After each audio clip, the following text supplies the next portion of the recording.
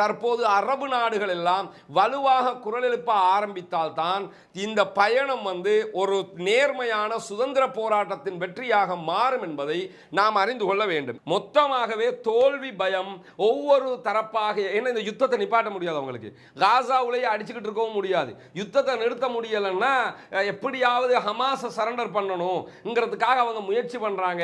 அது நடக்க போகிற ஒரு காரியம் அல்லங்கிறத இன்றைக்கும் ஹமாஸ் திட்ட தெளிவாக அடித்து சொல்லி இருக்கிறார்கள் என்பது ஒரு விவகாரம். கார்டியன் வெளியிட்டிருக்கக்கூடிய செய்தியில மிக முக்கியமான பகுதி என்னன்னு கேட்டா, ஹமாஸை பலவீனப்படுத்துவதில் இஸ்ரேல் ஜெயிக்கவில்லை.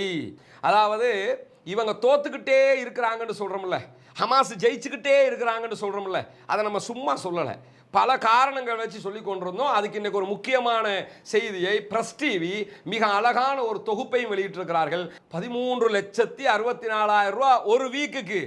அப்ப 4 வீக்குக்கு எவ்வளவுன்னு நினைச்சு பாருங்க, கிட்டத்தட்ட 50 லட்சம் ரூபா ஒரு ஆளுக்கு செலவழிச்சுக்கிட்டு இருக்கிறாங்க. அதுக்கு பிறகு இன்னைக்கு மிக முக்கியமான ஒரு ஆபத்தான செய்தி வந்திருக்கிறது. என்ன செய்தின்னா,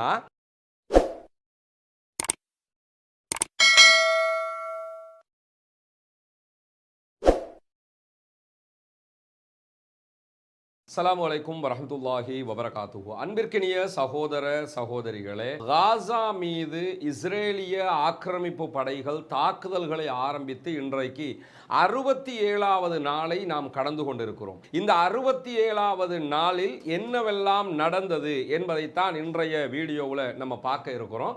இன்றைய இந்த செய்திகளை பொறுத்த வரையில் சர்வதேச மட்டத்திலே ஒரு பெரும் சலசலப்பை ஏற்படுத்தி இருக்கக்கூடிய ஒரு நாளாக இன்றைய நாள் இருக்கிறது. ஏனென்று சொன்னால், சர்வதேச பத்திரிகைகள் பலவும் ஹமாஸை பற்றி இன்றைக்கு பேச ஆரம்பித்திருக்கின்றன.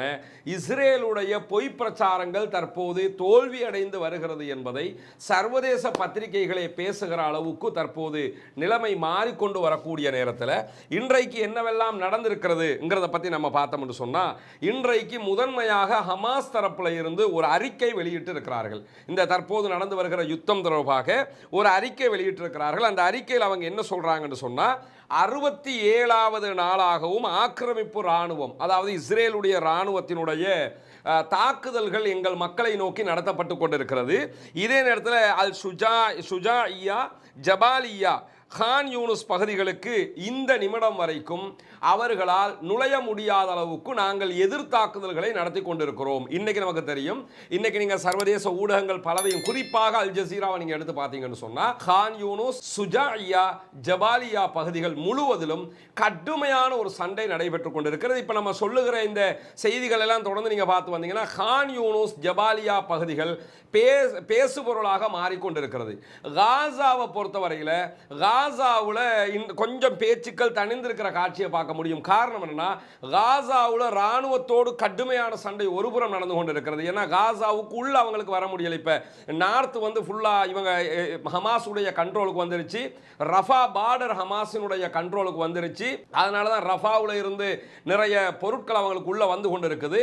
அதே நேரத்தில் தெற்கு காசாவில் கடுமையான சண்டை நடைபெற்றுக் கொண்டிருக்கிறது. அந்த பகுதிகளில் தான் இந்த ஜபாலியா, கான் யூனுஸ், ஷுஜாஇயா பகுதிகள் எல்லாம் அமைந்திருக்கக்கூடிய காட்சியை நம்ம பார்க்க முடியும். குறிப்பாக கான் யூனுஸ்ங்கிறது காசாவினுடைய ஆட்சிக்கு உட்பட்ட பகுதி. காசாவினுடைய, அதாவது ஹமாஸினுடைய அந்த கண்ட்ரோலுக்கு வரக்கூடிய ஒரு பகுதிங்கிறதுனாலையும், எப்படியாவது அதை அடிச்சு நொறுக்கி நாசமாக்கணுங்கிறதுனாலையும் அந்த பகுதிகளில் கடுமையான சண்டைகள் நடைபெற்றுக் கொண்டிருக்கிறது. ஆனாலும் அவர்களால் இன்னும் அந்த பகுதிகளுக்கு முழுமையாக உள்ளே நுழைய விடாத அளவுக்கு நாங்கள் தாக்குதல் நடத்துகிறோம் என்று சொல்லி இருக்கிறார்கள். அந்த தாக்குதலுடைய காட்சிகளும் பல காட்சிகள் வெளியாகி இருக்கிறது. அந்த காட்சிகளையும் நாம் பார்க்க இருக்கிறோம். இந்த நேரத்தில் இன்றைக்கு அவர்கள் வெளியிட்டிருக்கக்கூடிய இந்த அறிவிப்புல என்ன செஞ்சிருக்கிறாங்கன்னு சொன்னா, ஒரு முக்கியமான செய்தியை சொல்லி இருக்கிறார்கள். அரபு நாடுகள், குறிப்பாக இஸ்லாமிய ஆட்சி செய்வதாக சொல்லக்கூடிய நாடுகளுக்கு இருக்கக்கூடிய பொறுப்பு என்ன அப்படின்னு சொல்லி அவங்க சொல்லும் போது, அமெரிக்க நிர்வாகத்தினால் வரைந்து கொடுக்கப்பட்டிருக்கக்கூடிய வரம்புகளுக்கு அப்பால் போய் யோசிங்க அப்படின்னு ஒரு செய்தியை சொல்லியிருக்கிறாங்க. அமெரிக்கா உங்களுக்கு சொல்லி ஒரு கிரைட்டீரியா தந்திருக்கிறாங்க. நீங்க இதோட நின்னுக்கிறணும், இதுக்கு மேல போக கூடாதுன்னு சொல்லியிருக்கிறாங்கல்ல, இதை தாண்டி போய் யோசிங்க அப்படின்னு சொல்லி ஹமாஸ் என்ன செஞ்சிருக்கிறாங்கன்னா, அரபு நாடுகளுக்கு ஒரு கோரிக்கை வைத்திருக்கிறார்கள். காரணம் என்னன்னா, தற்போது அரபு நாடுகள் எல்லாம் வலுவாக குரல் எழுப்ப ஆரம்பித்தால் தான் இந்த பயணம் ஒரு நேர்மையான சுதந்திர போராட்டத்தின் வெற்றியாக மாறும் என்பதை நாம் அறிந்து கொள்ள வேண்டும். இதே நேரத்தில் ஹமாஸ் என்ன சொல்றாங்க சொல்றாங்கன்னு கேட்டா, இஸ்ரேலியர்கள் பல பேர் வந்து நாட்டில இருந்து தப்புறதுக்காக அகதி விசாவுல போர்ச்சுகல் போறாங்க என்கிற ஒரு செய்தி இன்றைக்கு வெளியாகி இருக்கிறது. போர்ச்சுகல் மேற்கு நாடுகள் எல்லாம் இருக்குதா இல்லையா, அந்த நாடுகளுக்கு அகதி விசாவுல போறாங்களாம். யாரா அகதியா போகணும்? பாலஸ்தீன மக்கள் அகதிகள். அவங்க கான் யூனுஸுக்கு வரட்டிய, அங்கிருந்து வேற இடத்துக்கு வரட்டிய, அவங்க அகதியா போறதுல ஒரு நியாயம் இருக்குது. இப்போ என்னன்னு கேட்டா, இஸ்ரேல்ல இருந்து ஏற்கனவே நம்ம ஒரு 5 நாட்களுக்கு முன்பதாக போட்ட வீடியோல சொல்லியிருக்கிறோம், 500,000 5 லட்சம் பேர் இந்த 2 மாதங்களுக்குள்ளாக நாட்டை விட்டே ஓடிட்டாங்க. அது மாதிரி இப்போ என்ன ஆகுதுன்னு கேட்டா, போர்ச்சுகல் போன்ற நாடுகளுக்கு அகதி விசா தாங்க, எங்களுக்கு நாங்கள் அகதியா இருக்கிறோம், எங்களை எல்லாம் வாழ விடுறாங்க இல்ல அப்படின்னு சொல்லி கதறிக்கிட்டு வெளிநாடுகளுக்கு தப்பி ஓடக்கூடிய நிலைமைகள் ஏற்பட்டு இருக்கிறது என்று சொல்லி ஹமாஸ் மார்தட்டி சொல்லி இருக்கிறது. ஏன் மார்தட்டி சொல்றாங்கன்னு சொன்னா, நாங்க தோத்து போகல, யாரு தோத்துருக்காங்கிறத புரிஞ்சிக்கங்கிறதுக்காக அவங்க சொல்றாங்க. இந்த யுத்தத்தை பொறுத்தவரையில கடுமையான வெற்றி இந்த யுத்தத்தில் ஹமாஸ் தரப்புக்கு கிடைத்து கொண்டிருக்கிறது. அவர்கள் எதிர்பார்த்த ஒன்றும் கூட அல்லாஹ்வுடைய உதவியிலே இது. அந்த எதிர்பார்ப்பு எப்படியெல்லாம் இருக்கிறது என்பதை நீங்கள் இன்றைக்கு பார்க்க முடியும். அதே நேரத்தில் என்ன செய்யறாங்கன்னு கேட்டா, இன்றைக்கு ஹமாஸ் வந்து ஒரு முக்கியமான எச்சரிக்கையை விடுத்திருக்கிறார்கள். என்ன எச்சரிக்கைன்னு சொன்னா, பாலஸ்தீன அதிகார சபைக்கு உட்பட்ட பகுதிகளிலும் தாக்குதல்களை நடத்துவதற்கு இஸ்ரேல் தயாராகி இருக்கிறது. அதாவது இப்ப கான் யூனுஸ்க்கு வந்திருக்கிறாங்க, ஜபாலியாவுக்கு வந்திருக்கிறாங்க, சுஜாயியாவுக்கு வந்திருக்கிறாங்க, மற்ற பகுதிகளுக்கு வந்திருக்கிறாங்க.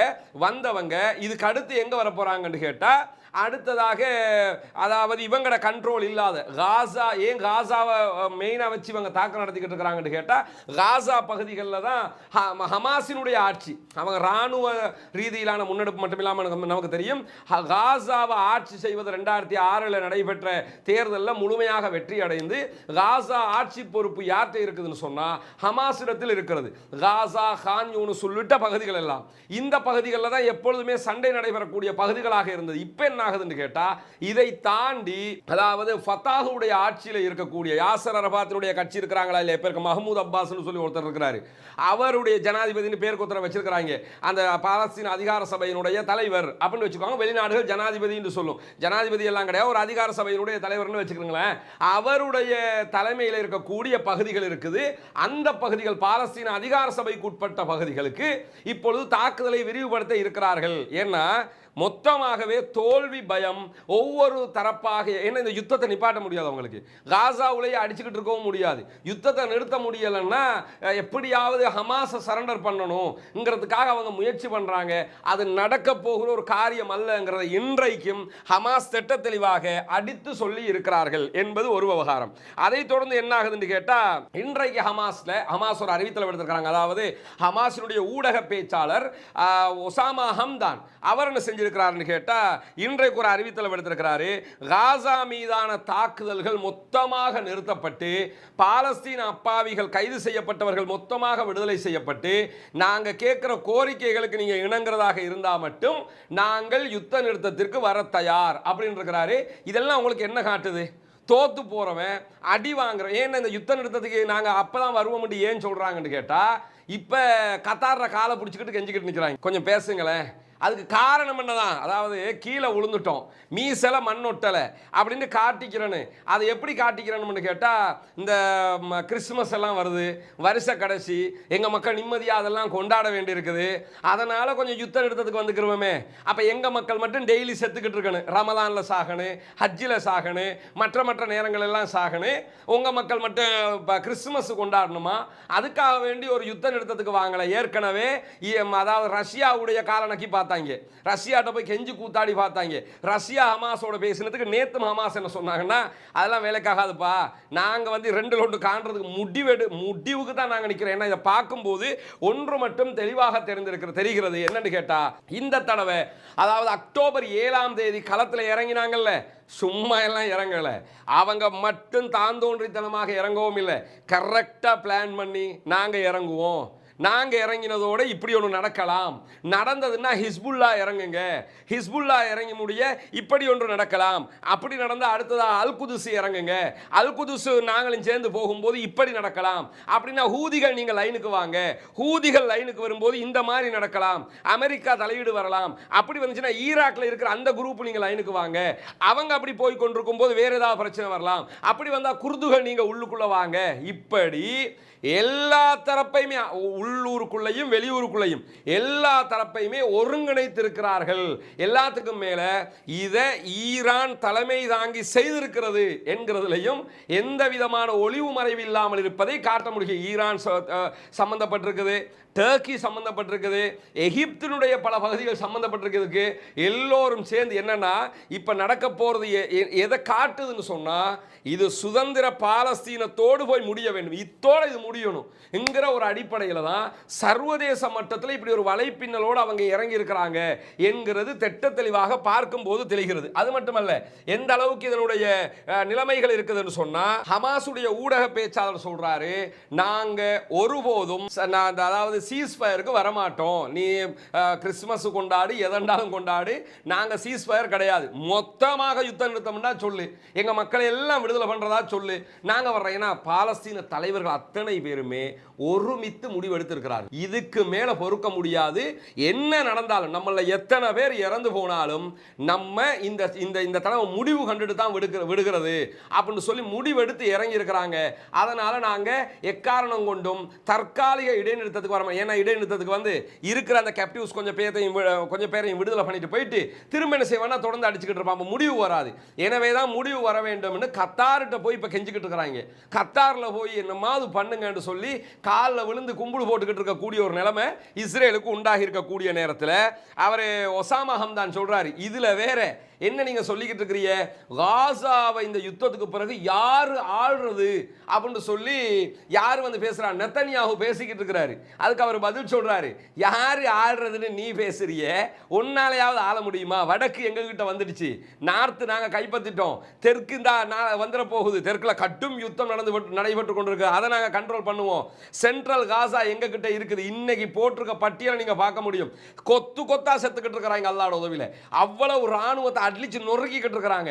அதே மாதிரி ரஃபா பார்டர் கண்ட்ரோல் ஆயிடுச்சு, இன்னொரு பார்டர் இன்றைக்கு கையில வந்துருச்சு. இப்படி எல்லா பகுதிகளையும் அந்த ரஃபா வழியாக உள்ள உணவு வரணும், இன்னொரு பார்டர் எனக்கு பேரு சட்டுன்னு நினைவுக்கு வரல, அந்த ரெண்டு பார்டர், இந்த ரெண்டு பார்டருமே தற்போது மூணாவது பார்டர் தான் அதாவது இஸ்ரேல் பக்கம் இருக்கிறது.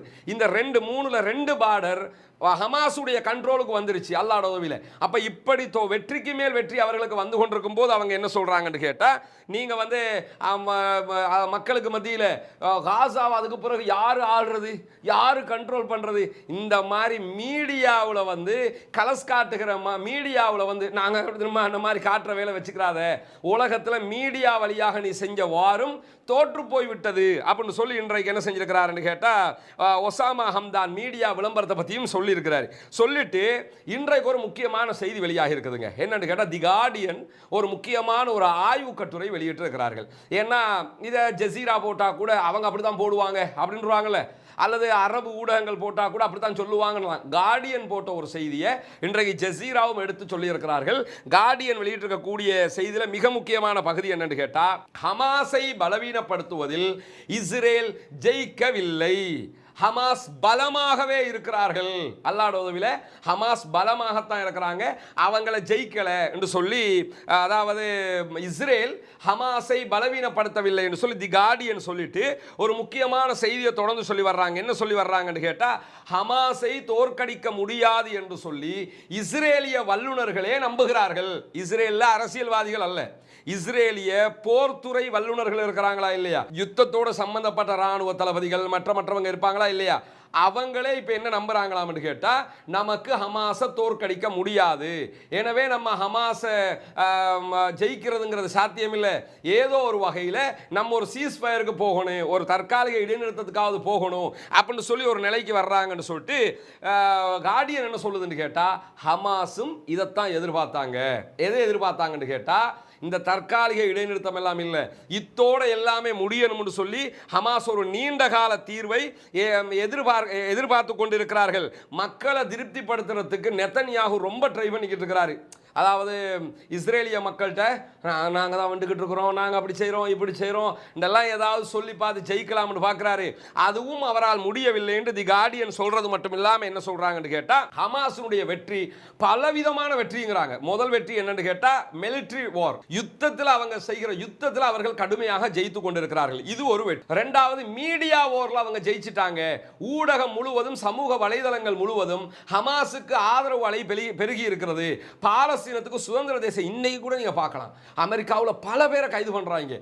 அமெரிக்காவில் காங்கிரஸுக்கு முன்னாடி அங்க இங்கன்னு சொல்லி எல்லா இடத்துலையும் ஆர்ப்பாட்டம். அதெல்லாம் யார் ஆர்ப்பாட்டம் பண்றது? முஸ்லீம்களா? அங்க இருக்கக்கூடிய மக்கள் அத்தனை பேரும் ஆர்ப்பாட்டம் போராட்டம் என்று உலகம் முழுவதும் ஹமாஸை பற்றியும் பாலஸ்தீனத்தை பற்றியுமே பேச ஆரம்பித்து விட்டார்கள். பேச ஆரம்பிக்கிறது மட்டும் இல்லைங்க, கூகுள் என்ன செஞ்சிருக்கிறான்னு கேட்டா, இந்த வருடம் அதிகமாக எதை மக்கள் தேடினாங்க அப்படின்னு சொல்லி ஒரு ஒரு சாட்டை போட்டிருக்கிறாங்க. நியூஸ், அதாவது வெளியாகிற செய்திகளை தேடுகிறதுல கூகுள்ல போய் செய்தி தொடர்பாக அதிகமான மக்கள் எதை தேடி இருக்கிறாங்கன்னு கேட்டா இந்த காசா வார் தான் தேடி இருக்கிறாங்க. என்ன நடக்குது அங்க என்று சொல்லி சர்வதேச அளவில் அதை பற்றி தெரிந்து கொள்வதில் மக்களுக்கு அதிக ஆர்வம் ஏற்பட்டிருக்கிறது. எனவே காசா விவகாரத்தை பொறுத்தவரையில் மிலிட்டரி வார்லையும் ஹமாஸ் ஜெயித்து விட்டார்கள், மீடியா வார்லையும் ஜெயித்து கொண்டே இருக்கிறார்கள். மக்களை சர்வதேச அளவில் கார்டியன் சொல்றாங்க, சர்வதேச அளவில் மக்களை ஹமாஸ் ஒருங்கிணைத்து விட்டது. ஒருங்கிணைச்சிட்டுன்னா ஹமாஸுக்கு கீழே போயிட்டாங்கன்னு அர்த்தம் இல்லை. சர்வதேச அளவில் பாலஸ்தீனத்திற்கான குரலை ஹமாஸ் ஒலிக்க செய்வதற்கான ஏற்பாடுகளை பண்ணிட்டாங்கன்னு சொல்லிட்டு இஸ்ரேல் ஆயுதத்தையும் இழந்து விட்டது, ஆதரவையும் இழந்து விட்டது. ஆயுதத்தை எல்லாம் இழந்து அது எவ்வளவு ஆயுதம் இன்னைக்கு அமெரிக்கா கொடுத்திருக்கிறாங்கிறதை நம்ம சொல்லுவோம். அப்ப அவ்வளவு இழப்புகளை இஸ்ரேல் சந்திக்குது. வெற்றி ஹமாஸுக்கு தான் கிடைத்து கொண்டிருக்குங்கன்னு நாம சொல்லல, நம்ம சொன்னா ஒரு கணக்குன்னு வைப்போம். கார்டியன் சொல்லி கொண்டிருக்கிறாங்க. அல் ஜசீரா அரபு தலைமை இன்றைக்கு போட்டிருக்கக்கூடிய காட்சியை பார்க்க முடியும். அதுக்கு பிறகு இன்னைக்கு மிக முக்கியமான ஒரு ஆபத்தான செய்தி வந்திருக்கிறது. என்ன செய்தின்னா, அதாவது இவங்க தோத்துக்கிட்டே இருக்கிறாங்கன்னு சொல்றோம்ல, ஹமாஸ் ஜெயிச்சுக்கிட்டே இருக்கிறாங்கன்னு சொல்றோம்ல, அதை நம்ம சும்மா சொல்லலை, பல காரணங்கள் வச்சு சொல்லி கொண்டிருந்தோம். அதுக்கு இன்னைக்கு ஒரு முக்கியமான செய்தியை பிரஸ் டிவி மிக அழகான ஒரு தொகுப்பையும் வெளியிட்டிருக்கிறார்கள். பல செய்திகளை பல ஊடகங்கள் வெளியிட்டிருக்கிறது. அதுல முக்கியமாக இந்த வார்ல நம்ம இவ்வளவு நாளா என்ன நினைச்சுக்கிட்டு இருந்தோம்னு சொன்னா, இந்த நடக்கக்கூடிய இஸ்ரேல் ஹமாஸுக்கு எதிராக அங்க இருக்கக்கூடிய சுதந்திர போராளிகளுக்கு எதிராக நடத்தக்கூடிய இந்த வார்ல பொதுமக்களை இதுவரைக்கும் 19,000க்கு நெருக்கமான மக்களை கொன்று குவித்திருக்கிறார்கள். அங்க ஒரு மயானமாக ஆக்கி வைத்திருக்கிறார்கள் காசா உள்ளிட்ட பகுதிகளை. அப்ப நம்ம என்ன நினைச்சுக்கிட்டு இருந்தோம்னா, இதுல நமக்கு தெரியும் இத்தாலியினுடைய ராணுவம் களத்துல நிக்கிறாங்க, ஜெர்மன் ராணுவம் நிக்கிறாங்க, யுஎஸ் எல்லாமே நிக்கிறாங்க. ராணுவம்ங்கிற அடிப்படையிலையும் அத்தனை பேர் நிக்கிறானுவ, அப்பவும் தோத்துக்கிட்டு இருக்கிறாங்க. அதுதான் இப்ப பெரிய பிரச்சனையா இருக்குது. ஏண்டா அன்அஃபீஷியலாக இத்தனை ராணுவத்தை கொடுத்துருக்கிறோம், இவ்வளவு வெப்பனை கொடுத்துருக்கிறோம், எது நடந்தும் அவங்க எப்படி ஜெயிக்கிறாங்க? ஜெயிப்பதற்கு பல காரணங்கள்ல மானசீக ரீதியாக நம்ம நம்புகிற காரணம் என்ன? அல்லாஹ்வினுடைய உதவி அந்த மக்களுக்கு கிடைத்து கொண்டிருக்கிறது. அல்லாஹ்வினுடைய உதவி அவர்களுக்கு பரக்கத்து கிடைத்து கொண்டிருக்கிறது. அந்த அடிப்படையில் அவர்கள் ஜெயித்து கொண்டே இருக்கிறார்கள். ஜெயிக்கிறது மட்டும் இல்லைங்க, எந்த அளவுக்கு அவங்க ஜெயிச்சுக்கிட்டு இருக்கிறாங்கிற செய்தி எப்படி வெளியாகி இருக்குங்கிறத நீங்க பாருங்க. இன்றைக்கு வெளியாக இருக்கக்கூடிய அதிர்ச்சிகரமான செய்தியின்படி, அதாவது இந்த ஒரு யுத்தம் வந்துட்டா அந்த யுத்தத்தில் ஒரு நாடு ஒரு வார்ல ஈடுபடுதுன்னு சொன்னா அவங்களுடைய ராணுவமும் சண்டை பிடிப்பாங்க. என்ன செய்வாங்கன்னு சொன்னா, வெளியூர்ல இருக்கக்கூடிய கூலிப்படையையும் கொண்டு வந்து எங்களுக்காக நீங்க சண்டை போடுங்க அப்படின்னு சம்பளம் கொடுத்து சண்டை பிடிக்க வைப்பாங்க. உதாரணத்துக்கு ரஷ்யா வார் நடக்குதா இல்லையா? ரஷ்யா வார்ல ரஷ்யா சார்பாக வாக்னர் குழு என்ன செஞ்சாங்கன்னு சொன்னா யுத்தம் பண்ணி கொண்டிருக்கிறாங்க. அது பெரிய சர்ச்சையாகி உலகம் முழுக்க வாக்னர் குழு ஃபேமஸ் ஆனதே அதை வச்சு தான் சொல்லலாம். இந்த வாக்னர் குழு இதுக்கு முன்னாடி ஆசாத், சிரியாவினுடைய ஆசாத்தினுடைய ஆட்சி கவிழ்ப்பு சம்பவங்கள் நடக்கும்போது இதே வாக்னர் குழு ஆசாதுக்காக வந்து சிரியாவில் வார் பண்ணினாங்க. இப்படி பல இடங்களில் வாக்னர் குழு சண்டை பிடிச்சதுன்னு வைங்களேன். அந்த குழு ரஷ்ய ராணுவத்தோடு சேர்ந்து உக்ரைனுக்கு எதிராக யுத்தம் பண்ணினாங்க. அதே மாதிரி உக்ரைனில் அமெரிக்காவுடைய துணையோட அமெரிக்க பங்களிப்பில் இருக்கக்கூடிய கூலிப்படைகள் இருக்கிறார்கள். அவங்கெல்லாம் உக்ரைனில் யுத்தம் பண்ணிக்கிட்டு இருந்தாங்க. இன்னைக்கு வெளியாக இருக்கிற செய்தியின்படி அதிர்ச்சிகரமான செய்தி என்னன்னு கேட்டா, உக்ரைனில் வேலை செஞ்ச கூலிப்படைகளில் மிக முக்கியமான கூலிப்படை, அதாவது பெட்ரோ டயஸ் புளோரஸ் என்கிற ஒரு படை, பிடிஎஃப் என்கிற படை, இந்த படை கூலிப்படை. இந்த படை என்ன செஞ்சிருக்கிறாங்கன்னு கேட்டா, மிக மோசமான ஸ்பானிஷ் உடைய மிக மோசமான கூலிப்படை என்று சொல்லி இது வர்ணிக்கப்படுகிறது. அந்த கூலிப்படை வாக்னர் குழுவை விட ஆபத்தானவங்க இவங்க. அந்த கூலிப்படை இப்ப எங்க ஒர்க் பண்றாங்க? காசாவுக்குள்ள இஸ்ரேலிய படைகளோடு சேர்ந்து ஹமாஸுக்கு எதிராக சண்டையிட்டு கொண்டிருக்கிறார்கள். வாங்கடா வரிசைக்கு வந்துருங்க. இந்த மாதிரி அத்தனை பேர் வந்து தோத்து போய் இவங்க வேற இவ்வளவு, நமக்கு இன்னைக்கு தான் தகவல் தெரிய வருது. ஆனா இத்தனை நாள இவங்களும் 65 நாட்கள் 67வது நாளாக பாருங்க அத்தனை நாட்டில் ராணுவம் வந்து நிற்கிறான். அவ்வளவு ஆயுதம் 22,000 டன் வெடிமருந்துகளை அமெரிக்கா மட்டுமே இஸ்ரேலுக்கு கொடுத்திருக்குது. அப்ப 22,000 டன் வெடிமருந்துகளை அமெரிக்கா கொடுத்து, அவ்வளவு ஆயுதங்களை கொடுத்து, அவன் ராணுவத்தை கொடுத்து, கப்பலை எல்லாம் கொண்டு வந்து ரெட் சீல நிக்க வச்சு, இவ்வளவெல்லாம் பண்ணி, அத்தனை மற்ற நாடுகள் ஆயுதங்களை எல்லாம் கொடுத்து, எல்லா தலைவர்களும் உள்ள வந்து அத்தனை பேரும் பாருங்க ஏதோ ரஷ்யாவோட சண்டை பிடிக்கிற மாதிரி, இஸ்ரேல் போய் ரஷ்யாவோட சண்டை பிடிக்கிற மாதிரி நினைச்சுக்கிட்டு அவ்வளவு பேர் மோடி வந்து ஹெல்ப் பண்ணியும் ரஷ்யா ஓர்ல கூட ரஷ்யா தோத்தாலும் தோக்குமே தவிர ஹமாஸ் இந்த ஓர்ல தோக்கும்ங்கிறது அவர்களுக்கே நிச்சயம் இல்லாமல் மாறிவிட்டது. அந்த அடிப்படையில் என்ன சொல்றாங்கன்னா, இப்ப கூலிப்படை உள்ள இருக்குதான். இந்த கூலிப்படை எந்த அளவுக்கு கேட்டால், இந்த கூலிப்படையினுடைய சம்பளம் இன்னைக்கு வெளியா இருக்குது. அதுல ஒருத்தன் வந்து பேட்டி கொடுத்துருக்கிறான். அவன் என்ன சொல்றான்னு கேட்டா, ஒரு வாரத்துக்கு ஒன்ஸ் அ வீக் இருக்கு, ஒரு வீக் இருக்குல்ல, ஒரு வீக்குக்கு எவ்வளவு சம்பளம் என்று சொன்னா அவங்களுக்கு 3,900 ஈரோஸ் அவங்களுக்கு சம்பளமாக கொடுக்கப்படுகிறது ஒரு வாரத்துக்கு. இதே டாலர்ல பார்த்தா 4,187 டாலர்கள் அவங்களுக்கு ஒரு வாரத்துக்கு. ஒரு வீக்குக்கு தான் 4,187 டாலர்கள் கொடுக்கப்படுகிறது ஒரு ஆளுக்கு. கூலிப்படையில் ஒரு ஆளுக்கு 4,187 டாலர்கள் இஸ்ரேலால் சம்பளமாக கொடுக்கப்படுகிறது. அமெரிக்கா கொடுக்கக்கூடிய காசுன்னு வைங்களேன், அதை கொடுக்குறாங்க. ஒரு வாரத்துக்கு 4,000 ரவுண்டா வச்சுக்கிறோமே, 4,000 டாலர் ஒரு வாரத்துக்குன்னு சொன்னா 4 வாரத்துக்கு 16,000 டாலர்கள். இப்ப 16,000 இப்ப 2 மாசமா சண்டை நடக்குது. ஒரு ஆளுக்கு மட்டும் அவன் எவ்வளவு செலவழிச்சிருக்கிறான் இந்த 2 மாசத்துல? கூலிப்படைகள்ல வந்திருக்கக்கூடிய கூலிப்படைகள்ல ஒவ்வொரு ஆளுக்கும் அவன் எவ்வளவு செலவழிச்சிருக்கான்னா 32,000 டாலர்கள் ஒவ்வொருத்தருக்கும் செலவழிச்சிருக்கிறான். இதுல ஒரு வாரத்துக்கு செலவழிக்கிற இந்த 4,187 டாலர் இருக்குல்ல, அதை இன்னைக்கு உள்ள மதிப்பு படி இலங்கை பணத்துக்கு எவ்வளவு வரும் கணக்கு போட்டு பார்த்தா 13,64,000 ரூபாய் வரும். 13,64,000 ரூபாய் ஒரு வீக்குக்கு. அப்ப 4 வீக்குக்கு எவ்வளவுன்னு நினைச்சு பாருங்க, கிட்டத்தட்ட 50 லட்சம் ரூபாய் ஒரு ஆளுக்கு செலவழிச்சுக்கிட்டு இருக்கிறாங்க. இப்படி கூலிப்படை, இது ஒரு கூலிப்படை இல்லை. அதாவது நான் சொன்னேன் பெட்ரோ டயஸ் ஃப்ளோரஸ் என்கிற ஸ்பானிஷ் கூலிப்படை அவங்களும் வந்திருக்கிறாங்க. அந்த கூலிப்படையும் களத்தில் இருக்குதா, அவங்களுக்கு இவ்வளவு செலரி பேசி அத்தனை பேரை இறக்கிருக்காங்க. அதே நேரத்தில் அமெரிக்காவினுடைய பிஎம்சி, அமெரிக்காவினுடைய ஆதரவு பெற்ற பிஎம்சி என்கிற கூலிப்படையும் ஏற்கனவே என்ன செய்யறாங்கன்னு கேட்டால் இஸ்ரேலுக்கு ஆதரவாக காசாவில் போரிட்டு கொண்டிருக்கிறாங்க. அதே நேரத்தில் எஃப்ஓஜி என்கிற அந்த கூலிப்படையும் இஸ்ரேலுக்கு ஆதரவாக களத்தில் நின்று போரிட்டு கொண்டிருக்கிறார்கள் அப்படின்னு சொல்லி இன்றைக்கு வெளியாகி இருக்கக்கூடிய அதிர்ச்சி செய்தியை நம்ம பார்க்க முடியுது. அது மட்டுமல்ல, இந்த எஃப்ஓஜி ஆக இருக்கலாம், பிஎம்சி ஆக இருக்கலாம், ஏற்கனவே நான் சொன்ன பிடிஎஃப் ஆக இருக்கலாம், இவங்க அத்தனை பேருமே உக்ரைன்ல ரஷ்யாவுக்கு எதிராக உக்ரைனுக்கு ஆதரவாக அமெரிக்காட்ட சல்லி வாங்கிக்கிட்டு காசு வாங்கிக்கிட்டு செயல்பட்ட கூலிப்படைகள். இப்ப என்ன பிரச்சனைனா, உக்ரைன் ராணுவம் அரண்டு போயிருக்கிறான். ஏன் அரண்டு போயிருக்கிறான்னா, நமக்காக நம்மளோட வந்து கூலிப்படையும் சேர்ந்து சண்டை பிடிக்குது அப்படின்னு நம்ம நிம்மதியாக இருந்தோம்னு சொன்னால், இவங்க முத்து பேரும் கிளம்பி இப்போ காசாவுக்கு போயிட்டாங்க. அத்தனை பேர் நீங்கள் என்னமாவது பார்த்துக்கிறங்கடா, எதையாவது ரஷ்யாவோட பார்த்துக்க, நான் போடுறேன்ட்டு போயிட்டான். இப்போ என்ன ஆக போகுது? இந்த பக்கம் காசாவும் கைப்பற்றப்பட போகுது, அந்த பக்கம் உக்ரைனையும் அவர்கள் பல பகுதிகளை இழக்கப் போகிறார்கள். அப்படி நடந்தால் அடுத்த ரூலிங் பார்ட்டியாக யார் வந்து நிற்பான்னு சொன்னா ரஷ்யா, மீண்டும் சோவியத் யூனியன் என்கிற நிலைதான் சர்வதேச அளவில் வருவதற்கு வாய்ப்பு இருக்கிறது. இந்த மாதிரி போச்சுன்னு சொன்னா, இவ்வளவு கூலிப்படைகளை களத்தில் இறக்கி கூட கேவலம் கட்டவர்களால் ஜெயிக்க முடியவில்லை என்பதை நாம் பார்க்க முடிகிறது. அதே மாதிரி என்ன செஞ்சிருக்கிறாங்கன்னு கேட்டா, இஸ்ரேலுடைய விமானப்படைக்கு பங்கர்களை உடைக்கக்கூடிய, இந்த அவங்களோட பங்கர்கள் எல்லாம் உடைக்கக்கூடிய BLU, அதாவது 109ங்கிற குண்டுகள்ல 100 குண்டுகளை இன்னைக்கு அமெரிக்கா கொடுத்திருக்கிறதா சொல்லப்படுது. பங்கர் பிளாஸ்டர் பாம்புன்னு கொடுத்தாங்க. இது இன்னொரு வகையான குண்டுன்னு வைங்களேன். இதெல்லாம் போட்டு வெடிக்க வைக்க போறாங்களா? நான் என்ன கேட்கிறேன்னா, 2 நாளைக்கு முன்னுக்கு உங்க இன்ஜினியரிங் குரூப் உள்ள போச்சுதே, எங்க ராஜான்னு கேட்டு பாருங்களேன். என்ன செஞ்சாங்கன்னா இன்ஜினியரிங் குரூப் இவங்களுடைய இந்த பொறியியலாளர்கள் இருக்கிறாங்களா இன்ஜினியர்கள் அவங்களை கொண்டு வந்து ஒரு பங்கருக்குள்ளே விட்டு எல்லாம் சூப்பர் நம்ம கண்ட்ரோலில் தான் இருக்குது உள்ளே போய் என்ன மாதிரி இருக்குதுன்னு போய் பாரு எப்படி நம்ம இதை பிளாஸ்ட் பண்ணலாம்னு செக் பண்ணு அப்படின்னு சொல்லி இன்றைக்கு அனுப்பினாங்க. உலகம் முழுக்க அனுப்புகிறாங்க. என்னென்னா இன்னைக்கு ஒரு தீவுக்கு போய் அந்த தீவோட பேர் எனக்கு நினைவுக்கு வரதில்ல, அது ஒரு நாடு. அந்த தீவில் போய் என்ன செய்கிறாங்க, தீவு நாடு, அந்த தீவில் போய் இஸ்ரேலுடைய மொசாது களமிறங்கி இருக்கிறான். அன்னைக்கு களமிறங்கி என்ன செய்கிறான்னு கேட்டால் அங்கே சில விசாரணைகளை நடத்திக்கிட்டு இருக்கிறான். இது தலையை பிச்சுக்கிட்டு அலைகிறாங்க. அது மாதிரி பங்கருக்குள்ளே என்ன செஞ்சாங்கன்னு சொன்னால் இன்ஜினியரிங் படையை உள்ளே அனுப்பினாங்க. உள்ளே அனுப்பி செக் பண்ணிக்கிட்டு இருந்தாங்க.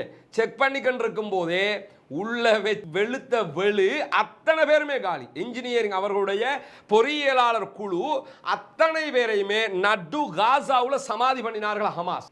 இதெல்லாம் போடுவானா இந்த மீடியாவாவது? தந்தி காட்டுவானா? புதிய தலைமுறை காட்டுவானா? இந்த பிபிசி காட்டுவானா? எவனாவது காட்டுவானா? இதை தேடி பாரு. ராய்ட்டர் கொடுக்கறதையும் அவன் கொடுக்கறதையும் மட்டும் பேசாம உலகத்தில் உண்மையிலே என்ன நடக்குதுங்கிறத பாருங்க. அந்த அளவுக்கு அடி அவருடைய இன்ஜினியரிங் குரூப் வந்து மொத்தமாக காலி. அவ்வளவு அடி அடிச்சிருக்கிறாங்க. அதே நேரத்தில் என்ன ஆகுதுன்னு கேட்டால் இன்றைக்கு பிரான்சினுடைய லிபரேஷன் பத்திரிகை ஒரு அறிக்கையை வெளியிட்டிருக்கிறார்கள். அவர்களுடைய ஒரு ஆய்வு பிரகாரம் அக்டோபர் 7 உள்ள பூந்த ஹமாஸினுடைய படை கற்பழித்தது, அது செய்தது, இதெல்லாம் சொன்னாங்களே இந்த பிபிசி.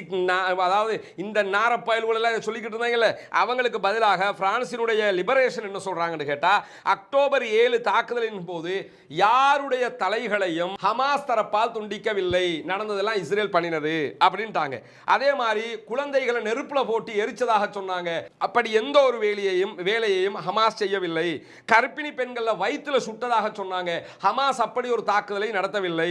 கர்ப்பிணி பெண்களை கைது பண்ணி விட்டு வந்ததாக சொன்னாங்க. ஹமாஸ் கைது செய்து விட்டு வந்ததில் யாருமே கர்ப்பிணிகள் கிடையாது அப்படின்னு சொல்லி, கடத்தப்பட்டவங்கள யாருமே கர்ப்பிணிகள் கிடையாதுன்னு சொல்லிட்டு என்ன ஆகுதுன்னு கேட்டா இஸ்ரேலுடைய இந்த கருத்துக்கள் எல்லாம் காசாவை வந்து பழி வாங்குறதுக்காக கட்டவிழ்த்து விட்ட ஒரு சர்வதேச அளவில் ஒரு பொது கருத்தை உண்டாக்கி காசாண்டாலே அநியாயக்காரங்க என்று காட்டுறதுக்காக செஞ்ச வேலைங்க.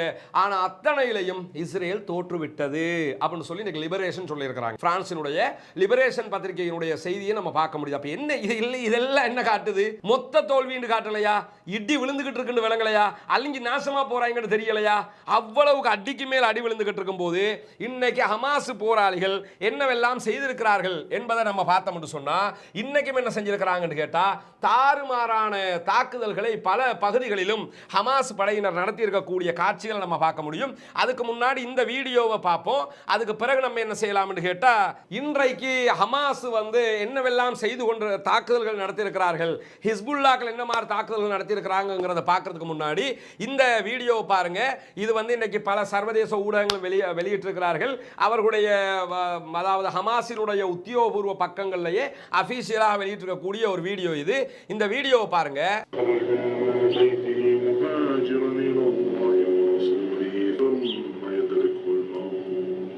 இவர் என்ன பண்ணிக்கிட்டு இருக்கிறாரு பாக்குறீங்கல்ல? அதாவது இஸ்ரேல் ராணுவத்தினுடைய கிட்டத்தட்ட 2000க்கும் மேற்பட்டவர்கள் உளவியல் ட்ரீட்மெண்ட்டுக்காக மருத்துவமனைகளில் அனுமதிக்கப்பட்டிருக்கிறார்கள். அவங்களுக்கு உளவியல் ரீதியாக பாதிக்கப்பட்டிருக்கிறாங்க இந்த யுத்தத்தினால அப்படின்னு சொல்லப்படும். அல்லாஹ்வோட உதவியில இந்த ஹமாஸ் போராளி, அல் குதுஸ் போராளிகள், அங்கு போராடக்கூடிய அந்த சுதந்திர போராளிகள் இருக்கிறாங்கல்ல, அவங்களுக்கான உளவியல் ட்ரீட்மெண்ட்டை அவங்க அப்பப்போ எடுத்துக்கிறாங்க. அதுதான் அவருடைய ட்ரீட்மெண்ட்.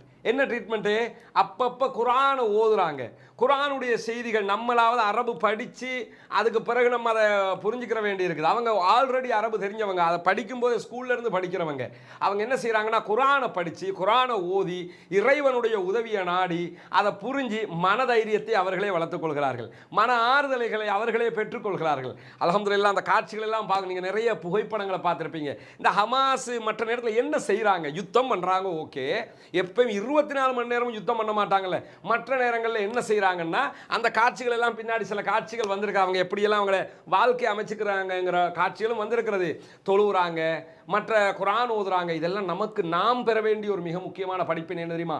இவ்வளவு பாரிய யுத்த காலத்திலையும் அவர்கள் துப்பாக்கி முனையில் நின்றுக்கிட்டு துப்பாக்கியை வச்சுக்கிட்டு யுத்தம் பண்ணுறாங்க. ஒரு ஒரு பழைய குரான் ஒன்று அவங்களோட பாக்கெட்டில் இருக்குது. ஒரு ஒரு ஃப்ரீ டைம் கிடைக்கும் போது குரான் ஓதுறாங்க பாருங்களேன். எவ்வளவு அந்த குரானோடு நெருக்கமான சகோதரர்கள், சுபஹானல்லாஹ். யோசிச்சு பாருங்க. அதே நேரத்தில் தொழுகை நேரம் வந்தால் வரிசையில் உட்காந்து வெப்பனெல்லாம் ஒரு புறம் வச்சுக்கிட்டு வரிசையில் உட்காந்து நின்று தொழுகிறாங்க.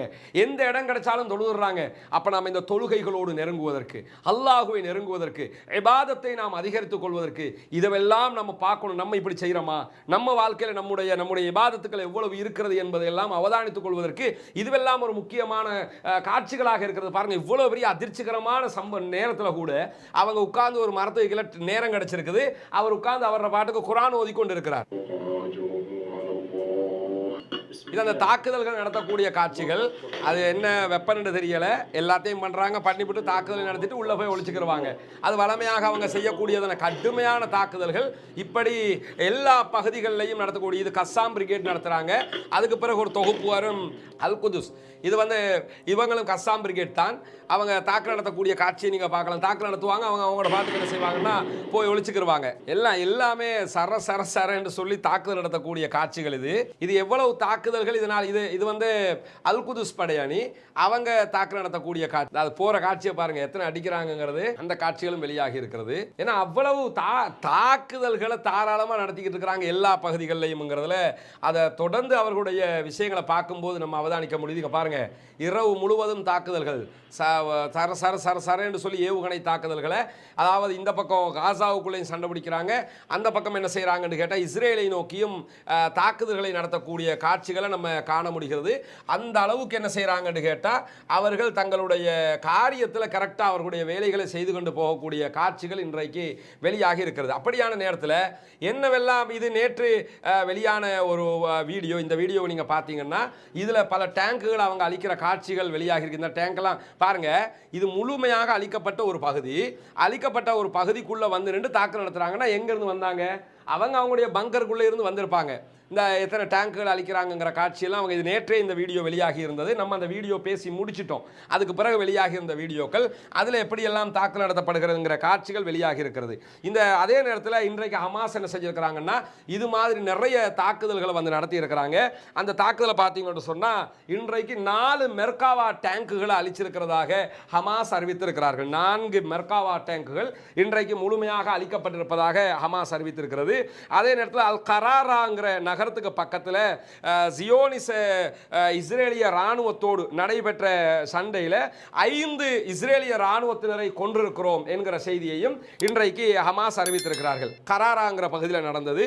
அதே நேரத்தில் காசா நகரையொட்டிய ஷேக் ரத்வான் என்கிற பகுதிகளில் நடைபெற்ற சண்டைகளில் 20 ஜியோனிச ராணுவத்தை கொன்றதாக ஹமாஸ் வீரர்கள் அறிவித்திருக்கிறார்கள். அங்கே 5 பேரை கொள்றாங்க, இங்கே 20 பேர், மொத்தம் 25 பேர் இன்றைக்கு கொல்லப்பட்டிருக்கிறார்கள். அதே நேரத்தில் கஸ்ஸாம் பிரிகேட் அறிவித்திருக்கக்கூடிய இன்னொரு செய்தி என்னன்னு கேட்டால் அபு ரஷீத் என்கிற இடத்துக்கு பக்கத்தில் நடந்த சண்டையில் 15 பேர் கொல்லப்பட்டிருக்கிறார்கள் என்பதையும் அவர்கள் உறுதிப்படுத்தி இருக்கிறார்கள். ஏற்கனவே 5, அதுக்கு பிறகு 20, 25 பேர், இப்போ 15 பேர், 40 பேர் இன்றைக்கு கொல்லப்பட்டிருக்கிறார்கள். 40 பேர் கொல்லப்பட்டது மட்டுமல்ல, இதில் 2 கஸ்ஸாம் பிரிகேடை சேர்ந்த 2 சகோதரர்கள் கொல்லப்பட்டிருக்கிறார்கள். அந்த 2 சகோதரர்களுடைய ஜனாசாவையும் பெற்றுக்கொள்வதற்காக நடத்தப்பட்ட சண்டையில் மேலும் 2 பேர், அவர்களுடைய 2 பேரை கொலை செய்திருக்கிறோம், அழித்திருக்கிறோம் என்கிற செய்தியை கஸ்ஸாம் சொல்லியிருக்கிறாங்க. மொத்தம் 42 பேர் அவங்க செத்திருக்கிறாங்க. இவங்களோட தரப்புல இருந்து 2 பாலஸ்தீன சுதந்திர போராளிகள் கொல்லப்பட்டிருக்கிறார்கள் என்கிற செய்தி வெளியாகி இருக்கிறது. அது மட்டுமல்லாம எந்த அளவுக்கு உண்டான செய்திகள் எல்லாம் நடந்திருக்குன்னு சொன்னா, அதாவது காலையிலேயே இந்த இஸ்ரேலுடைய படைக்கு எதிராக நடத்தப்பட்ட மோதல்ல காலையிலேயே நடந்த சண்டையில் அல் தகாதிம், அதே மாதிரி இன்னொரு பகுதி அல் சுஜாயியா என்கிற பகுதிகளில் எல்லாம் கடுமையான யுத்தம் நடைபெற்றது. நிறைய உயிரிழப்புகள் அவர்களுக்கு ஏற்பட்டதுங்கிறாங்க. இவங்களால் அந்த உயிரிழப்புகளுடைய எண்ணிக்கையை சொல்ல முடியல. 42 பேரை தான் இவங்க சொல்லியிருக்கிறாங்க. இந்த இடத்துல நடந்த உயிரிழப்பை எங்களுக்கு சொல்ல முடியல அப்படிங்கிறாங்க. ஏன்னா கடுமையான ஓருங்கிறதுனால அவங்களோட பாடிகளை ஓரமாக எடுத்திருப்பாங்க, அதனால அவங்களுக்கு சொல்ல முடியல. அதே மாதிரி ஜெனின் பகுதிகளில் இஸ்ரேலோட நடந்த கடுமையான சண்டையில் கடுமையான ஒரு தாக்குதலை நாங்களும் மேற்கொண்டோம், அவங்களும் எங்க மேல கடுமையான தாக்குதல்களை மேற்கொண்டார்கள், எங்கள் தரப்பிலிருந்து எந்த இழப்பும் இல்லை, அவர்கள் தரப்பில் என்ன என்ன இழப்பு வந்ததுங்கிறத அவங்க சொல்லலை அப்படின்னு இருக்கிறாங்க. அதே மாதிரி கான் யூனுஸினுடைய கிழக்கில் தகத்தம்ங்கிற பகுதிகளில் இருக்கக்கூடிய ஒரு கல்ச்சரல் ஹால், அந்த கல்ச்சரல் ஹாலை சுற்றி இருக்கக்கூடிய பகுதிகளில் 60 குண்டுகளை அவங்க மேலே நாங்கள் வீசி தாக்கி இருக்கிறோம். இதுலையும் அவங்க எத்தனை பேர் கொல்லப்பட்டிருக்கிறாங்கிறது இந்த நிமிஷம் வரைக்கும் உறுதிப்படுத்தப்படலை. அப்போ உறுதிப்படுத்தப்படாததுகளை நம்ம எண்ணிக்கையில் சேர்க்க முடியாது. ஆனால் பல பேர் கொல்லப்பட்டிருக்கிறாங்கன்னு சொல்லி கஸ்ஸாம் சொல்லி இருக்கிறாங்க. சேர்த்ததில் 42 பேர் அவங்க கொல்லப்பட்டிருக்கிறாங்க, இவங்க தரப்பிலிருந்து 2 பேர் மரணித்திருக்கிறார்கள் என்கிற செய்திகள் வந்திருக்கிறது. இதே நேரத்தில் என்னன்னு சொன்னா, இன்னைக்கு இந்த ஹூதிகள் செஞ்ச வேலை நமக்கெல்லாம் தெரியுமில்ல. நேற்று நைட்டு இந்த நேரம் இருக்கும், என்ன செஞ்சிட்டாங்கன்னு சொன்னால், நார்வேயினுடைய ஒரு கப்பல் மலேசியாவில் தனி வீடியோவாக நம்ம அதை போட்டிருக்கோம், பார்க்காதவங்க அதை பாருங்கள், எப்படி அது நடந்துச்சுங்கிறத விவரித்து சொல்லியிருக்கிறோம். மலேசியாவில் இருந்து ஃபார்ம் ஆயில் எடுத்துக்கொண்டு வந்த ஒரு கப்பல், நார்வேயினுடைய கப்பல். அந்த கப்பல் பாபல் மந்தபை தாண்டி ரெட் சீயால் போய் என்ன செய்வாங்கன்னு சொன்னால், சுயஸ் கால்வாயால் வெளியே போய் இஸ்ரேலுடைய ஹைஃபா துறைமுகத்தில் தரிச்சு நின்று அதுக்கு பிறகு இத்தாலி போக வேண்டிய கப்பல். அந்த கப்பலை இன்னைக்கு போட்டு துவம்சம் பண்ணி இருக்கிறார்கள், கடுமையான தாக்குதல் நடத்தி இருக்கிறார்கள் என்கிற செய்தி வந்ததோட இன்னைக்கு என்ன செஞ்சிருக்கிறாங்கன்னா, இஸ்ரேல் ஒரு கோரிக்கையை விடுத்திருக்கிறார்கள். என்ன கோரிக்கையை விடுத்திருக்கிறாங்கன்னா, எங்க ஏரியாவில் இருந்து பாபல் மந்தபு தாண்டி போகக்கூடிய எந்த கப்பல்களும் எந்த நாட்டு கப்பல் எத்தனை மணிக்கு போகுதுங்கிற செய்திகளை எல்லாம் இணையதளங்களில் பகிராதீங்க. அதாவது இப்போ என்ன ஃப்ளைட்டு எத்தனை மணிக்கு இருக்குதுன்னு சொல்லி நம்ம பார்க்க முடியுமில்லங்க, டிக்கெட் புக் பண்ண முடியுமில்ல, அது மாதிரி என்ன கப்பல் எந்த ஏரியாவால் போகுதுங்கிறதெல்லாம் பார்க்க முடியுமில்ல. அப்படி அறிவிக்காதீங்க, ரகசியமாக வச்சுக்கிறங்க. எதடா ரகசியமாக வைக்கிறது? கப்பல், அதுவும் வெறும் 32 கிலோமீட்டர் கேப் இருக்குது. பாபல் மந்தபு பகுதியில் வெறும் 32 கிலோமீட்டர் கேப்புக்குள்ளே தான் அவன் தாண்டி போகணும். தாண்டி போகிறது 32 கிலோமீட்டர் அவனால் கண்காணிக்க முடியாதா? ஏன்னா இவ்வளவு தாக்கம் நடத்துகிறான், கப்பல் எதிர்ப்பு ஏவுகணை ஏவுகிறான், அடின்னு அடிக்கிறான், வச்சு செஞ்சுக்கிட்டு இருக்கிறான். இணையதளத்தில் போட வேணாமா? மண்டையை மறைச்சிட்டு கொண்டையை மறைக்காமல் இருக்கிற கதையா இல்லையா இது? மண்டையை மறைச்சிருவாங்க, கொண்டை தெரியும். அது மாதிரி என்னட்டு கேட்டால் மண்டையை மறைச்சிக்கிறட்டான், கொண்ட தெரிஞ்சா பரவாயில்லைங்கிற மாதிரி லூசு கூட்டம்ங்கிறது இதுக்கு தான். ஏன்னா இணையதளத்தில் போட வேணாமா, இணையதளத்தில் இருக்கக்கூடிய எந்தெந்த கப்பல் என்னென்ன நேரத்துக்கு போகுதுங்கிறதெல்லாம் ஓரம் கட்டுங்க, இல்லைன்னா பெரிய சிக்கலா போயிடும் அப்படின்னு சொல்லியிருக்கிறாங்க. அது மட்டும் இல்லாமல் என்ன செஞ்சிருக்கிறாங்கன்னு கேட்டால், இன்னைக்கு அதே மாதிரி இன்னொரு தாக்குதல், அந்த தாக்குதலுடைய வீடியோக்களையும் கஸ்ஸாம் வெளியிட்டிருக்கிறாங்க பாருங்க. இதெல்லாம் அவங்க நடத்தக்கூடிய இதெல்லாம் சின்ன சின்ன தாக்குதல்கள், இந்த மோட்டார் தாக்குதல் அது இதுன்னு சொல்லுவாங்க. அது மாதிரி நடத்துகிற ஒரு சிறிய தாக்கா நம்ம பங்கருக்குள்ளே இருந்து அடிக்கிறாங்க. பங்கர் பாருங்கள் எவ்வளோ எப்படி கட்டியிருக்கிறாங்கிறத பாருங்கள். அடிச்சுட்டு அது வழியாகவே அவங்க உள்ளே போயிடுவாங்க. அதுக்கேற்ற மாதிரி தான் செஞ்சுக்கிட்டு இருக்கிறாங்கிறத பார்க்க முடியுது. இதுவெல்லாம் இன்றைக்கு கஸ்ஸாம் வெளியிட்டிருக்கக்கூடிய வீடியோக்களாக இருக்கிறது. இங்கே பாருங்கள், எல்லாமே இப்படி நிறைய தாக்குதல்களை அவங்க நடத்திக்கிட்டு இருக்கிறாங்க. இந்த ஹூதிகள் கடுமையான தாக்குதல் நடத்துறதுனால என்ன செஞ்சிருக்கிறாங்கன்னா, இஸ்ரேலால் சாரா 6 என்கிற அவர்களுடைய இந்த ஏவுகணை எதிர்ப்பு, கப்பல் ஏவுகணை எதிர்ப்பு, கப்பல் படைக்கு சொந்தமான சாரா 6 என்கிற கப்பலை இன்றைக்கு ரெட் சீ பக்கமாக அவங்க நகர்த்தி இருக்கிறாங்க. என்னன்னா, அதை நினைச்சிடக்கூடாது ஹூதிகளை தாக்குறதுக்கு போறாங்க அப்படின்னு நினைச்சாங்க. ஹூதிகளை தாக்குறதுக்கெல்லாம் போகல, ஹூதிகள் தாக்குறதை தடுக்க முடியுமாங்கிறதுக்கு போறாங்க. அதுவும் எதுக்குன்னு கேட்டா, கப்பல்களுக்கு ஹூதிகள் அடிக்கிறாங்கல்ல, அதை தடுக்கிறதுக்காக அவங்க போகல. அதாவது அந்த ஹூதிகள் அங்கேருந்து கப்பல் கடிக்கிறது மட்டும் இல்லாமல் இஸ்ரேலுக்கு ஏவுகணை தாக்குதல் நடத்திக்கிட்டு இருக்கிறாங்க. அதில் பத்தி எரிஞ்சுக்கிட்டு இருக்குது டெல் அவீவ். அது தனி ஒரு சப்ஜெக்டாக இருக்குது. அதை தடுக்கிறதுக்காக என்ன செஞ்சிருக்கிறாங்கன்னா, சாரா 6ங்கிற கப்பல், இதை பார்த்தீங்கன்னா இது அந்த ஏவுகணை எதிர்ப்பு ஏவுகணை ஏதாவது வந்தால் போய் தாக்கும். அதுக்குரிய ஏவுகணை தாக்குறதுக்குரிய அந்த கப்பலை கொண்டு நீயாவது போய் நின்றுக்கப்பா, பெரிய சங்கடமாக இருக்குது அப்படின்னு சொல்லி இன்றைக்கி இதை அனுப்பியிருக்கிறாங்கங்கிற செய்தியும் இன்றைக்கு வெளியாகி இருக்கக்கூடிய நேரத்தில் என்ன ஆகியிருக்குதுன்னு கேட்டால், இன்னைக்கு லூசு பயலுவோ ஒரு வேலை பார்த்துருக்காங்க பாருங்களேன். இந்த காட்சியை நீங்கள் பாருங்க. இது என்ன காட்சின்னு சொல்லி பாருங்க. இது அவர்களுடைய வீரர்கள் மரண எண்ணிக்கை அதிகரித்து விட்டது அப்படிங்கிற செய்தி வந்திருக்கிறது. என்னன்னா, டெய்லி அவங்க இந்த காசா ஓரில் இருக்கிறதுனால அவர்களுடைய மரண எண்ணிக்கை அதிகரிச்சுக்கிட்டு நிறைய பேர் செத்துக்கிட்டு இருக்கிறாங்க. ஹமாஸினுடைய தாக்குதல் தாங்க முடியாம, ஹமாஸினுடைய தாக்குதலை எதிர்கொள்ள முடியாம பல பேர் மரணித்துக்கிட்டு இருக்கிறாங்கிற ஒரு செய்தி ஒரு புறம் இருக்க, இன்றைக்கு அவங்க இஸ்ரேல் ஒரு செய்தியை வெளியிட்டிருக்கிறாங்க. கஸ்ஸாம் நினைச்சுக்கிட்டு, இது ஹமாஸ் படைன்னு நினைச்சுக்கிட்டு இவர்களுடைய படையை இவர்களை மாறி தாக்கினதுல 109 பேர் காயப்பட்டு 109 பேர் பாதிக்கப்பட்டிருக்கிறாங்க. அதில் 20 பேர் செத்து போயிருக்கிறாங்கங்கிற ஒரு செய்தியேன்னு சொல்லியிருக்கிறாங்க. நீங்கள் படையா வடையாடா, எங்கடா போய் இவங்களை நினைக்கிறது? கசா என்ன தெரியுமா, என்ன இவங்களுக்கு ரூலுண்டா, சுட்டுக்கிட்டே ஷூட் பண்ணி கண்ணை மூடிக்க, எங்கன்னாலும் ஷூட் பண்ணு, சாகிறவன் எவனா இருந்தாலும் பிரச்சனை இல்லை அப்படின்னு சொல்லியிருப்பாங்க போல. கமாண்டர் அந்த ஆர்டரை கொடுத்தாரான்னு தெரியல. என்ன செஞ்சிருக்கிறாங்கன்னா மாறி மாறி அவங்களே ஷூட் பண்ணிருக்காங்க. போதுமுடா, அவனோட தான் நமக்கு முடியலை, நான் ஒன்றும் ஷூட் பண்ணுறேன், நீ என்ன ஷூட் பண்ணிக்க, நம்ம சாகிறோமான்னு பார்ப்போம். இப்படி ஏதாவது ஒரு முடிவெடுத்து செஞ்சாங்களான்னு தெரியல. 109 பேர் பாதிக்கப்பட்டு 20 பேர் லாஸ்ட் செத்து போயிட்டாங்கிற செய்தியை இன்றைக்கு அவர்களுடைய அஃபீஷியலாகவே இஸ்ரேலிய படையை என்ன செஞ்சிருக்கிறாங்கன்னு கேட்டால் அறிவிச்சிருக்கிறாங்க. ஏன்னா நீ கசாம தாக்கலாம், அல் குதுஸை தாக்கலாம், அல்லது ஹிஸ்புல்லாக்களை தாக்கலாம், ஒன்றை நீயே தாக்கிக்கிருவியா லூசு கூட்டமா? அந்த மாதிரி ஒரு வேலையை இந்த பயலுவை பார்த்துருக்கிறாங்கிறத பார்த்துக்கிறங்க. அந்த சம்பவமும் இன்றைக்கு இந்த செய்திகளும் வெளியாகி இருக்கிறது மட்டுமல்லாமல் களத்தில் இருக்கக்கூடிய இஸ்ரேலிய படை அதிக சோர்வுக்கு தள்ளப்பட்டு விட்டார்கள். அவங்களுடைய சண்டையினுடைய காலம் ரொம்ப லாங்காக இழுத்துக்கிட்டு போகிறதுனால சோர்வடைஞ்சிக்கிட்டு இருக்கிறாங்க. அவங்களுடைய செயல்பாடுகளில் ஒழுக்கம் இல்லாமல் போயிடுச்சு, அவங்களுடைய செயல்பாடுகளில் வந்து நமக்கு அந்த உத்வேகம் இல்லாமல் போயிடுச்சு. இதை எப்படி நம்ம சரி செய்கிறது அப்படின்னு சொல்லி பெரிய ஆய்வு கூட்டம் எல்லாம் இஸ்ரேலுக்குள்ள நடத்திக்கிட்டு இருக்கிறோம்னு சொல்லி இஸ்ரேலிய ஊடகங்கள் இன்றைக்கு செய்தி வெளியிட்டிருக்கிறார்கள். இதே நேரத்தில் ஹிஸ்புல்லாக்கள் என்ன எல்லாம் செஞ்சுக்கிட்டு இருக்கிறாங்கிறத பார்த்தீங்கன்னா இன்னைக்கும் பெரிய பட்டியலை ஹிஸ்புல்லாக்கள் வெளியிட்டிருக்கிறாங்க. அந்த பட்டியலை கொஞ்சம் வேகமாக நான் சொல்றேன், நீங்க கேட்டுக்கிறங்க. அதாவது அந்த அதுக்குரிய வீடியோக்கள் எல்லாம் வெளியாகி இருக்கிற வீடியோவை நீங்க இதில் பார்த்துக்கலாம். என்னன்னு சொன்னா இன்னைக்கு கரெக்டாக 1:30க்கு என்ன செஞ்சிருக்கிறாங்கன்னு கேட்டா ஷனாபாங்கிற பகுதிகளில் ராஷ்மண்ட் என்கிற ஒரு தெரு, அந்த ரோட்ல கடுமையான தாக்குதல்களை நடத்தி இருக்கிறோம், பல உயிரிழப்புகளை ஏற்படுத்தி இருக்கிறோம் அப்படின்னு சொல்லியிருக்கிறாங்க. அதே மாதிரி லெபனான்ல இருந்து 2 டேங்க் எதிர்ப்பு ஏவுகணைகளை கலீலி பகுதிக்கு நாங்கள் ஏவி இருக்கிறோம், அதே மாதிரி மலிக்கி பகுதிக்கும் நாங்கள் ஏவி இருக்கிறோம் அப்படின்னு சொல்றாங்க. இது வந்து டேங்க் எதிர்ப்பு ஏவுகணைகள். அந்த ஏவுகணை மெர்காவா மாதிரி டேங்குகளை தாக்குறது அப்படிங்கிறாங்க. அதாவது யாசின் கிடையாது, அந்த 150 மீட்டருக்குள்ள வச்சு தாக்கணுங்கிறது கிடையாது. இது பெரிய ஏவுகணையாக இருக்க வாய்ப்பு இருக்கு, என்ன தூரத்துக்கு ஏவி இருக்கிறாங்க. அதனால சொல்றேன், காலையில் 10 மணி அளவில் மலிக்கியாங்கிற அவர்களுடைய பிரிகேட் தளத்துக்கு வந்து கடுமையான தாக்குதல்களை நடத்தி இருக்கிறோம். நேரடியாக தாக்குதல் நடத்தப்பட்டது, உயிரிழப்புகளும் ஏற்படுத்தப்பட்டது அப்படிங்கிறாங்க. 1:30க்கு சரியாக என்ன செஞ்சிருக்கிறாங்கன்னு கேட்டா ஹிர்பத் மார் என்கிற இடத்துல இருக்கக்கூடிய பீரங்கி படைத்தளம், இஸ்ரேலுடைய பீரங்கி படைத்தளத்தில் கடுமையான தாக்குதல் நடத்தி இருக்கிறோம், நேரடி வெற்றிகளையும் கண்டிருக்கிறோம் அப்படின்னு சொல்லி அறிவிச்சிருக்கிறாங்க. அதே மாதிரி அதே 1:30க்கு என்ன செஞ்சிருக்கிறாங்கன்னு கேட்டா எதிரி படைகள் திரண்டிருந்த ஜெல் என்கிற ஒரு தளம், அதாவது ஜெதல் ஆலம் என்கிற ஒரு பகுதி, அந்த பகுதிகளில் நாங்கள் நேரடியாக தாக்குதல் நடத்தி இருக்கிறோம் அப்படிங்கிறாங்க.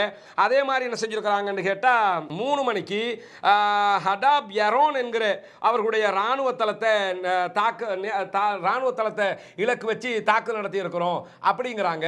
அதே மாதிரி பார்த்தீங்கன்னு சொல்லி சொன்னால் அவர்கள் சரியாக 6 மணிக்கு என்ன செஞ்சிருக்கிறாங்கன்னு சொன்னால் ரஹேப் தளத்தை இலக்கு வச்சு தாக்குதல் நடத்தி இருக்கிறாங்க. அதே மாதிரி 6:35 மணிக்கு என்ன செஞ்சிருக்கிறாங்கன்னு கேட்டால் இஸ்ரேல் ராணுவ வீரர்களுடைய அல் ஆசி என்கிற படைத்தளத்தை இலக்கு வைத்து தாக்குதல் நடத்தி இருக்கிறோம் அப்படின்னு சொல்லி அறிவிச்சிருக்கிறாங்க. அந்த அல் ஆசி படைத்தளத்தின் மீது புர்கான் ஏவுகணைகள் ஏவப்பட்டதாகவும் சொல்லப்படுது. புர்கான் ஏவுகணை ஏவப்படுதுன்னா கடுமையான தாக்குதல்களை அது உண்டாக்கி இருக்கும் என்கிறத நம்ம புரிஞ்சுக்கணும். அதே மாதிரி 6 மணிக்கு இன்னொரு தாக்குதல் நடந்திருக்கு ஜெரீத் என்கிற படைத்தளத்தின் மீது. இது வந்து ஆக்கிரமிக்கப்பட்ட லெபனான் பகுதிகள், லெபனான் பகுதிகளையும் இஸ்ரேல் ஆக்கிரமிச்சு வச்சிருக்காங்கல்ல, அந்த பகுதிகளில் இருக்கக்கூடிய ஜெரீதுங்கிற ஒரு படைத்தளம், அந்த படைத்தளத்தில் நடத்திய தாக்குதலில் பல பேரை கொண்டிருக்கிறோம் என்கிற செய்தியையும் இன்றைக்கு ஹிஸ்புல்லாக்கள் அறிவித்திருக்கிறார்கள். இப்படி பலவிதமான தாக்குதல்களும் நடைபெற்றிருக்கிறது. சுதந்திர பாலஸ்தீனுக்காக வேண்டி நடத்தப்படுகிற இந்த தாக்குதல்கள், சுதந்திர பாலஸ்தீனத்தினுடைய சுதந்திர போராட்ட வீரர்கள் அதற்காக பல முயற்சிகளை எடுத்து அவர்கள் பாலஸ்தீனம் சுதந்திர தேசமாக மிளிர வேண்டும் என்று போராடி கொண்டிருக்கிறார்கள். பாலஸ்தீனத்தின் ரூலிங் பார்ட்டியாக ஆட்சியாளர்களாக இருக்கக்கூடியவர்கள் ஹமாஸ் என்பது நமக்கெல்லாம் தெரியும். எனவே அவர்கள் தங்களுடைய நாட்டை மீட்டெடுக்க, நாட்டுக்கு சுதந்திரம் தேடி இந்த போராட்டத்தை நடத்தி கொண்டிருக்கிறார்கள். உலகளாவிய பல நாடுகளும் அவர்களுக்கு உதவி செய்கிற அதே நேரத்தில் உலகம் முழுவதும் அவர்களுக்காக பல ஆர்ப்பாட்டங்கள், இந்த அப்பாவி பொதுமக்கள் கொல்லப்படுவதை நிறுத்த வேண்டி பலவிதமான ஆர்ப்பாட்டங்கள் போராட்டங்களும் நடைபெற்று வரக்கூடிய நேரத்தில் நாம் ஏற்கனவே சொன்னதை போல எதிர்வருகிற ஞாயிற்றுக்கிழமை மாலை 6:30 மணி முதல் 11 மணி வரைக்கும் இன்ஷா அல்லாஹ் காத்தான் காத்தான்குடி ஹிஸ்புல்லா நகர மண்டபத்தில் ஒரு பாரிய எதிர்ப்பு பொதுக்கூட்டம் ஒன்று நடைபெற இருக்கிறது. இஸ்ரேலுக்கு எதிராகவும் பாலஸ்தீன அப்பாவிகள் மீதான தாக்குதல்கள் நிறுத்தப்பட கோரியும் நடத்தப்படுகிற இந்த மாநாட்டில் முடியுமான கிழக்கு வாழ் மக்களும் மற்ற இடங்களில் இருக்கக்கூடிய மக்களும் ஜாதி மத இன குல வேறுபாடு இல்லாமல் கலந்து கொண்டு இந்த மாநாட்டையும் வெற்றி பெற வைப்பதன் ஊடாக நம்ம பாலஸ்தீன மக்களுக்கு நம்மால் முடிந்த ஒரு பங்களிப்பாக அதையும் நாம் செய்ய முடியும். ஜனநாயக ரீதியாக அந்த மக்களுக்காக நாம் போராடுவோம், அந்த மக்களுக்காக குரல் எழுப்புவோம். நம்மால் முடிந்த பணி அவ்வளவுதான். அவர்களுக்காக பிரார்த்தனை செய்யுங்கள், அவர்களுக்காக ஜனநாயக வழியில் போராடுங்கள்.